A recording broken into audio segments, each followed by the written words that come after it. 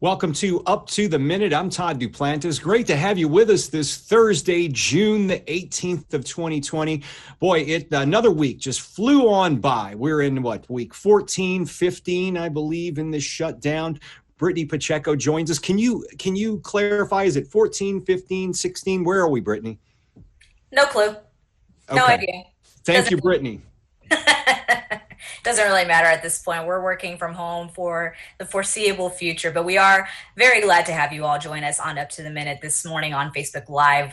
Be sure to like us on Facebook, Twitter, and Instagram, and also head over to our YouTube channel where we have thousands of videos at your disposal, all produced by our very own HCCTV. Be sure to hit the notification bell so you can be the first to find out the latest from HCC. And last but certainly not least, be sure to share this particular podcast so that not only we could grow our audience, but we want to make sure that the masses know all the vital information coming from us. That's right, Brittany. Thank you. We'll be back with you shortly in a little while to talk social media and events. Of course, we've got guests from across the nation here this morning on Up to the Minute. We've got Tamekia Jackson, the Arts and Education Coordinator for the Ford's Theater in Washington, D.C. Good morning, Tamekia. Good morning, Todd. We're going to be with you in a moment. I'm very interested to hear some of the things you guys have going on at the Ford's Theater. But first, we want to talk with Janet May. You recognize her. She's got her own virtual show. Janet May is our Chief Talent Engagement Officer here for Houston Community College. Janet, welcome to the show. Good morning. It's so great to be with you guys. It seems like it's been forever since we talked, but not really. It's been a couple of weeks. We were, Brittany and I were certainly glad and happy to be guests on your show. And speaking of, you guys have been getting a lot of traction. We've helped you promote it as well. But you've got virtual coffee breaks that you're offering on a weekly basis for our staff and our faculty. Tell us about those, and especially the one you had just most recently. Yeah, so we actually started this out right when we went into the remote work setting. We started with them being daily. And then we found out this wasn't just going to be a couple of weeks. This was going to be a longer episode. So we moved to Tuesday and Thursday. So every Tuesday and Thursday at 11 a.m., we have a virtual coffee break where we sit down and we talk to people across HCC. And just really, it's a really informal type setting. We share a cup of coffee. I am so excited that Kyle joins me on these, and he's our executive director for cybersecurity. And we kind of have this thing that we're each other's wing person because we were getting used to using WebEx. And so we, let's see, Kyle's cat Oreo has been a constant on our show as we're going through. But really what we did is we wanted this to be a platform for people just to take a breath, learn a little bit more about our colleagues, and have conversations and then answer questions. So we've talked about everything from getting used to working remotely. We've had you guys on with Up to the Minute, where we talked about everything from literature to Game of Thrones to all of that going through. We had Amy Tan, Dr. Amy Tan, who's one of our deans, and she is a huge literary fan. So we talked about literary as we're going through. Today we have Suzette Bremer, who is our dean, our official dean now of Consumer Arts and Sciences. So she's going to talk to us a little bit about things going on in the world. And we've also had Dr. Shante Grays and Chief Cunningham that were on last Thursday, and Thursday before last. And then this past Tuesday, we took a little bit of a hiatus. We actually did not have our coffee break. Instead, we worked with a group of individuals, and we put together an HCC town hall on discussions on racism. So we've been, Tuesday we didn't have it, and I was getting text messages and emails from people asking, hey, I don't see the coffee break's going to be up. We were reminding everybody that we had taken a day off so that everybody could be part of that town hall. And then most importantly, last Thursday was kind of a fun one. If you were able to join us, we did Bollywood Zumba for about half an hour. That one was a lot of fun because the whole entire group learned that I cannot dance very well because I was on tape the whole time. But we got a tremendous response from that, and it definitely got our heart rates up outside of the caffeine side. So there was no caffeine on that one. You know, you guys have so much going on, and what I noticed when Brittany and I were guests is you had a lot of viewers tuning in. So people are, like you mentioned, we're kind of getting settled into, maybe you can clarify if it's week 14 or 15 here, but we're on kind 14. 14. Okay, that's what I thought. Yeah, they run together. They all do, but we're all kind of getting settled into this, just to work more efficiently right now while we're doing this. But it looks like this is a good way of reaching our employees and getting their feedback, because you also do engagement where you have them ask questions, and they can ask your guests questions as well. Absolutely, it's a very interactive session. We do a lot of that through chat as we go through. And we definitely make sure, we also do a tech tip of the day. When we're there, we have Kyle come back over to us, Kyle Cooper, and we have him come over and we're like, give us a tech tip of the day. And those have been really helpful because they've also done their tech talks. So I want to promote IT's tech talks that they also do that are really great as we go through. So we really found that what it does is that we hear from all of our colleagues, and you'll hear me not so much say faculty, staff, but colleagues and team members, because we are all colleagues and team members Sure. as we go through, and as we do that. So we typically have, our highest one has been about 300 people that have been on. Typically we run, if you want to do an average, we run a little bit over 100 each session. So there's people that have been there every single one. There's some that pop in, pop off as we go through, but it's been a really great segment, and we've gotten a lot of feedback that we've been able to work to use to get tools to our colleagues and our team members to make sure that they're still in the swing of things with remote, but they're getting the support that they need. I also wanted to talk with you briefly because we've been working with you most recently to get some of your events on YouTube, and some of them, particularly the one on the town hall on racism, we were able to get that on a sub channel on the HCCTV, or I should say the Houston Community College District's YouTube channel. So we're working with you guys then, and will we have a chance to see more of these as you produce them to place on the channel as well? Absolutely. The town hall that we did on Tuesday was just the beginning. And I have to give a big shout out to all of our panelists, and also Chancellor Maldonado, who joined us, Helen Graham, who was our moderator, Teddy Tovar, who's with faculty leadership, Desmond Lewis, faculty leadership, Hannah, who is one of our students, Gregory, who is also one of my students, phenomenal student leaders as we go through, Ramette Adil, Chastity Holloman Douglas, and I'm trying to think, Chief Cunningham was on with us too. Unfortunately, his video was having problems, so he joined us via phone. And what I really enjoyed about the session, it was not an easy session that we had, an easy town hall. It's a topic I think we even talked about when you guys were on for the virtual coffee break, and it's very emotional as we go through. But everybody they were just so giving in what they were saying and things of that nature that I really was appreciative, and I thought it went well. We do have that, and I want to thank HCCTV, you guys, for helping us out to get everything out on the YouTube channel, and we are looking to have more events and also additional conversations as we go through. Janet, if we're hoping to get back to some sort of normalcy sooner rather than later. If you have a message for our colleagues and friends out there with HCC, what would your message be? Because right now there's still some uncertainty. We're not sure when or how we're going to get back into the buildings, whether it'll be soon or in a month or two. But what insight would you give them right now as we prepare for the next phase of this? What I would say insight-wise is that we have started back some of our programs, and we did that on June the 8th, and we're really working with that. We're being very deliberate, but also very careful as we're looking at the reopening plans. We've been working, Kurt Eman has been leading this team who's been re-looking at the reopening task force. And it's a group of over 100 individuals that's on that. It includes students, leaders, our students, it includes our leaders. We're hearing from our students on what they want to see.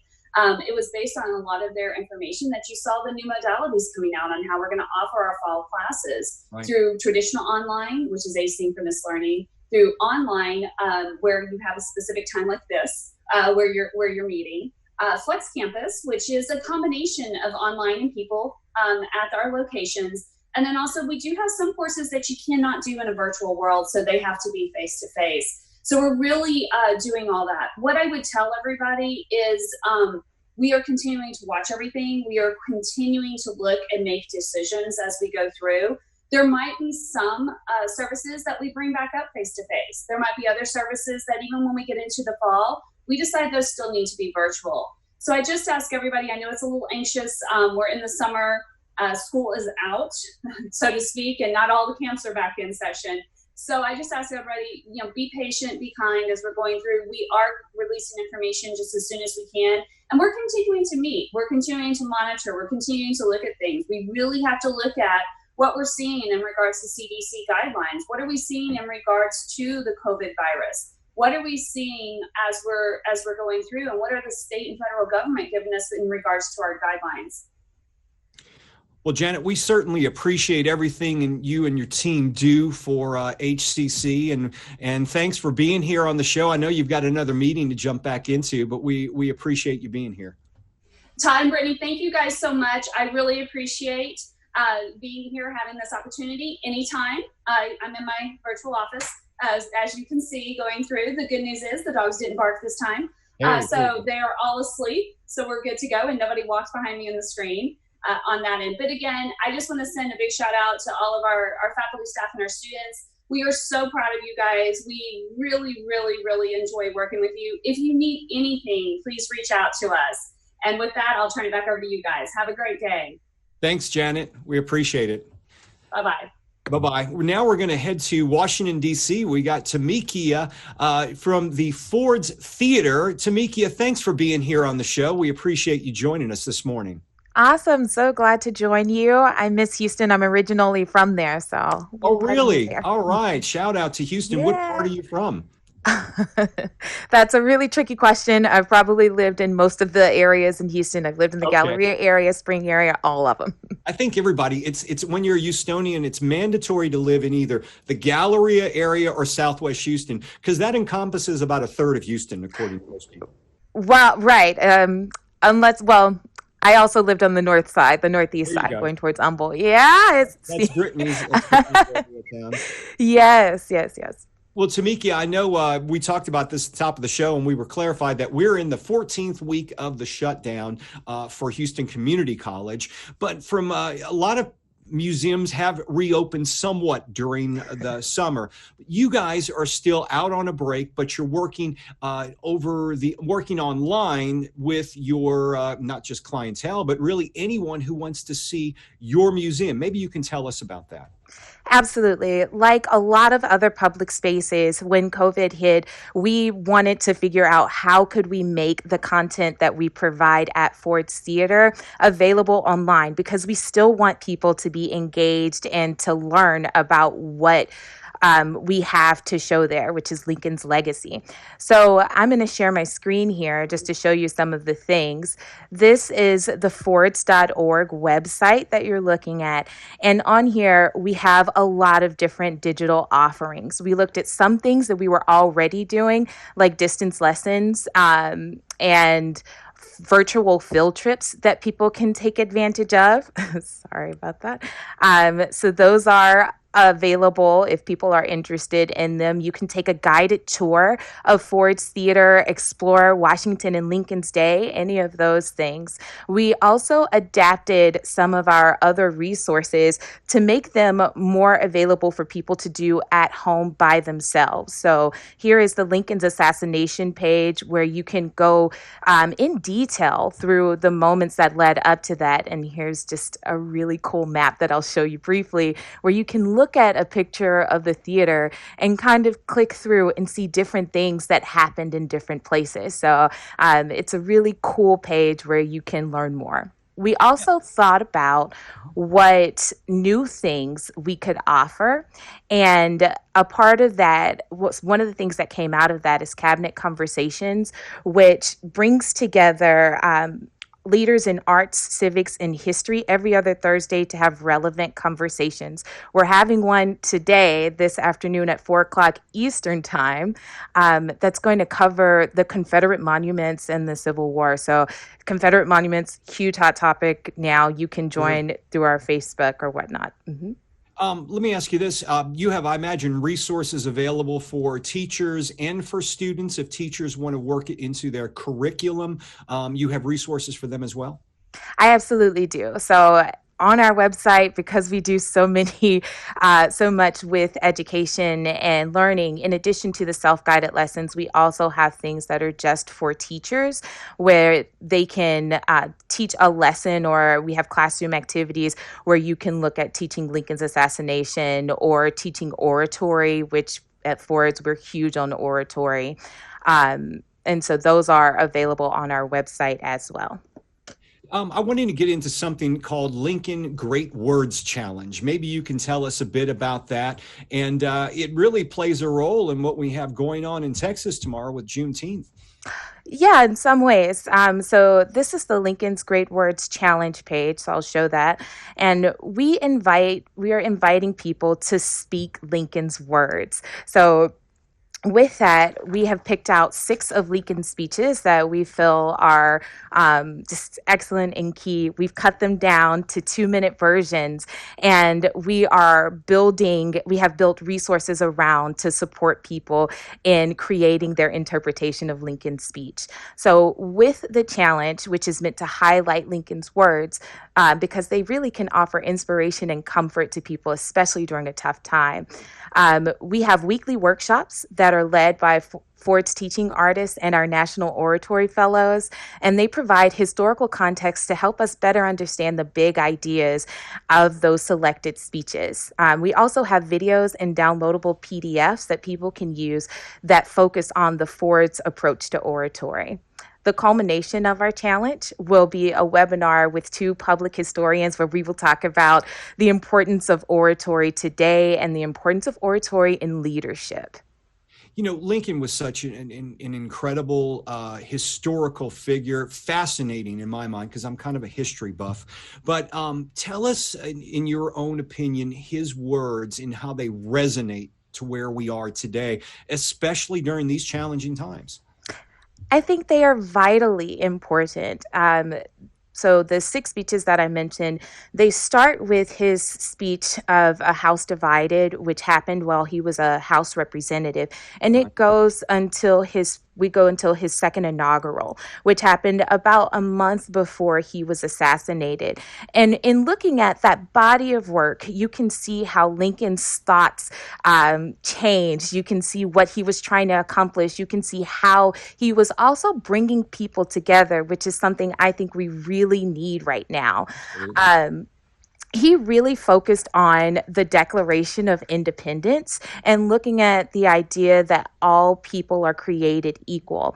And for him, he felt that, and I would agree, the only way that we can really move our country forward is to hold it to its ideals. And that was a part of what led him to writing the Emancipation Proclamation. And we too can look at his words to help us move forward today. You know, those are incredible words. Brittany, I see you over there smiling. Do you have a few words for us and some questions for Tamekia? I think it's just great that we have you on the show today. And not only are you a Houston native who has resided in the North Side, hey, but I was telling Todd yesterday when we were discussing about today's episode that I've been to Ford's Theater when I was 17, some 14 years ago. And it was my first time going to DC. And it was just an amazing opportunity to be able to see so many historical landmarks there. And actually, if I can show my screen, if you guys don't mind, I was going to show some pictures of when I was there, Is that you? Tiny little Brittany. Oh, nice. Oh. So I'm very short compared to Lincoln. He was huge. He was so tall. There's actually a description of him by Walt Whitman where he says his height is uncouth. Oh, yes. So do we know exactly how tall was he? Because I know people were smaller back, during the Revolutionary times, and they said George Washington was a large man. Well, he was about 6'2", which nowadays isn't really tall. But Lincoln, how tall was he really? Oh, that is one of those trivia tidbits that I don't have off the top of my head. Estimating look, huge. Gigantic, right? Gigantic. But I don't even break 5 foot. So this, he's tall. But then here you can see the chair where Lincoln was shot in his presidential booth. Here's the actual presidential's box inside Ford's Theater. Now, keep in mind, this is back in 2007, so my camera was not the best at the time, but just an incredible flashback, just hearing you discuss all the things that you have to offer. This is actually across the street from Ford's Theater where Lincoln died. And so, it's just bringing the Peterson House. A lot of memories, a lot of great memories of just being able to go to our nation's capital and to see so much history. And I think I encourage everyone who, if you have the opportunity to go visit Washington, D.C. or any of our nation's founding cities, if you will, to go learn its history and just to know where we came from and how we need to progress forward. And quick note, he was 6'4". 6'4". 6'4". So. A tall guy, man. Yeah. That's you can imagine. He must have looked like a giant back then. Especially with that top hat on. He had to be pushing 7 feet. There you go. Tamekia, I know you guys have been shut down for the time being. Do you have any word or insight on when you may be looking at reopening? And because you've been shut down, how can people go online and help support your cause in your theater?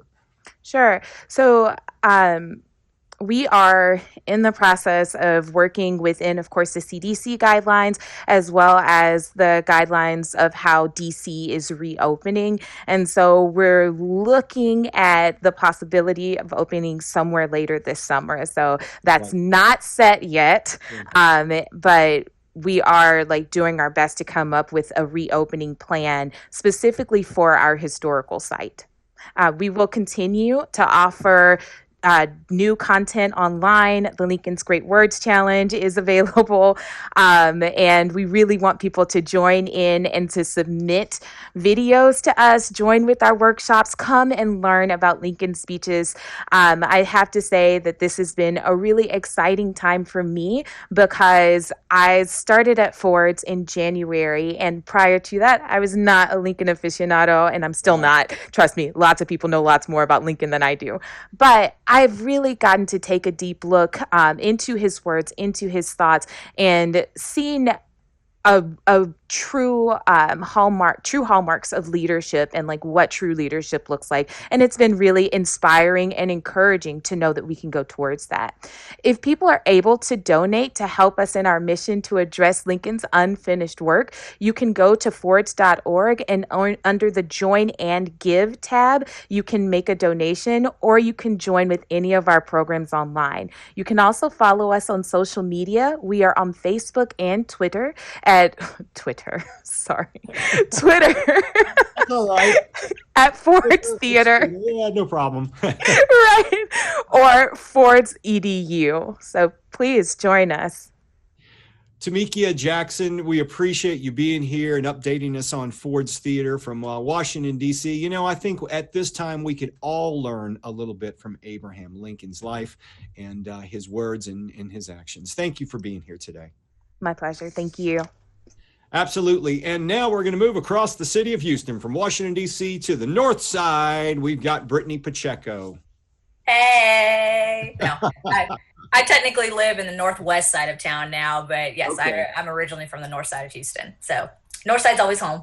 Yeah, I grew up in the northwest side. So that was my old stomping grounds in high school. So yeah. It's a nice area. I really do love being out here. It's kind of a little home away from home, if you will. Well, Brittany, as we had Tamekia Jackson on just a few moments ago, we had some special guests on yesterday. In tomorrow's Juneteenth here in Texas, and we've got some special guests tomorrow. We'll talk about them in a little while. But we've got one event that happens today. It's called Free to Breathe, and that continues today, Thursday, with a Juneteenth event. Yes, this is part of our virtual event series from the Office of Student Life. They put together a few different events, as I've already stated, virtually in honor of Juneteenth. And so this is Voices of from the Movement. That's happening today at 1 p.m. It's going to be a WebEx webinar. And it's a moderated, courageous, multi-generational panel of activists, scholars, journalists, and forensic science experts who will speak about how Juneteenth is a call to action for everyone to stand for freedom, justice, and equality. If you're interested in participating in today's event, be sure to look on our Facebook page for that flyer, that Juneteenth flyer that Student Life created, or you can go to hccs.edu/student events. Two things. Isn't Sharday, is she moderating this, Sharday Campbell? Okay, so we need to get her on the show in the next couple of weeks. We haven't had her on in a while. She used to do a Friday event with us. She'd do financial aid Fridays. Then she went to work for a different department. She forgot all about us. So she doesn't show us any love anymore. So we need to get Sharday back on the show again. And you know who else we need to get on the show? I'm going to guess someone who's in close relation to Sharday. Well, her mom would be great. We can get her on the show as well. But I'm thinking Carl Mays with Student Life, because they are doing so much right now. You know, these guys don't take a break. They do all these virtual events. So I think we need to get Sharday, Mama Campbell, Tammy Campbell, Sharday's mom. We'll get her on there as well. And then also we need to get Carl Mays. So those are three guests we're going to schedule in the future here on Up to the Minute. They've all got a lot to say. So we look forward to that. Virtual coffee breaks. We just had Janet May in here, and she's got one today at 11 a.m.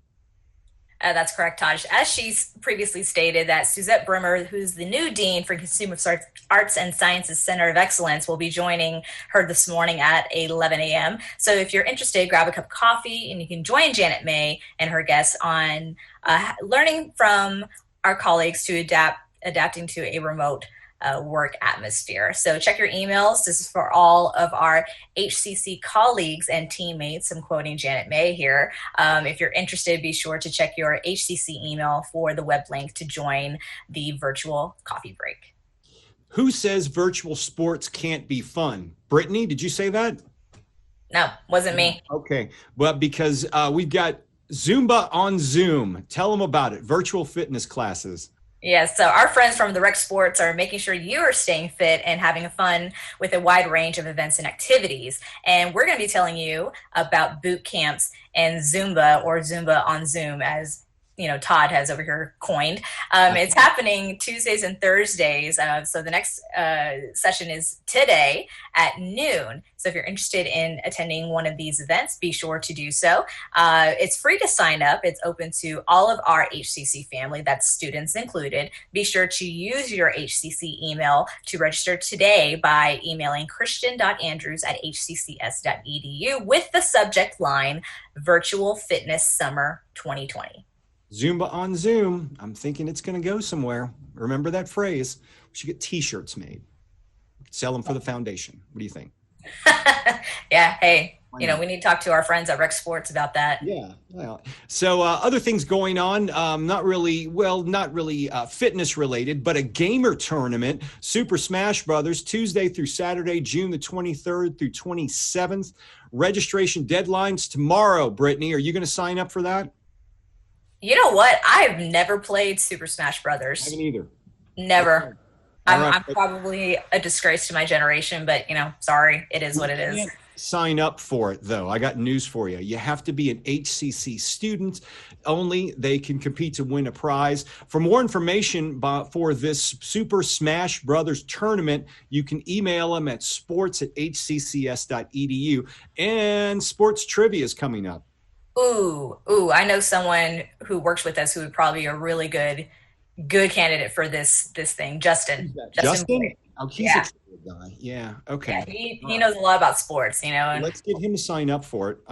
Wait. But again, it's open to our HCC family. So yes, it is. So you can test your knowledge and compete for prizes. Justin, we're thinking of you. 7 to 8 p.m. Monday, June the 22nd. Registration deadline is by noon on Monday. Justin, So I think Justin should compete as the HCCTV representative. So let's talk with him about that.